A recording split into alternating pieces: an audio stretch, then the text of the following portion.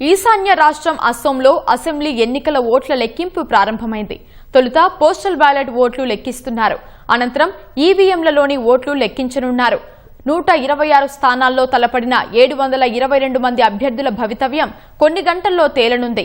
Counting ప్రశాంతంగా జరిగేందుకు EC కట్టుదిట్టమైన భద్రతా ఏర్పాట్లు చేసింది.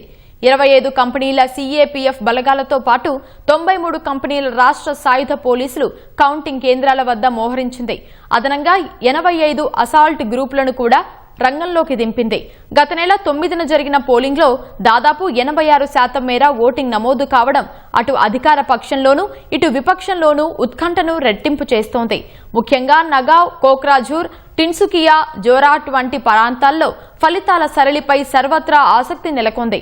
అసోంలో బీజేపీ సారథ్యంలోని ఎన్డీఏ వరుసగా మూడోసారి అధికారం నిలబెట్టుకుంటుందని మెజారిటీ ఎగ్జిట్ పోల్స్ ఇప్పటికే వెల్లడించాయి. ఎన్డీఏకు 88 నుంచి 100 స్థానాలు వస్తాయని యాక్సిస్ మై ఇండియా అంచనా వేసింది. కాంగ్రెస్ కూటమికి 24 నుంచి 36, ఇతరులకు 3 స్థానాలు వచ్చే అవకాశం ఉందని తెలిపింది. 93 నుంచి 102 స్థానాల్లో ఎన్డీఏ గెలిచే అవకాశం ఉందని టుడేస్ చాణక్య అంచనా వేసింది.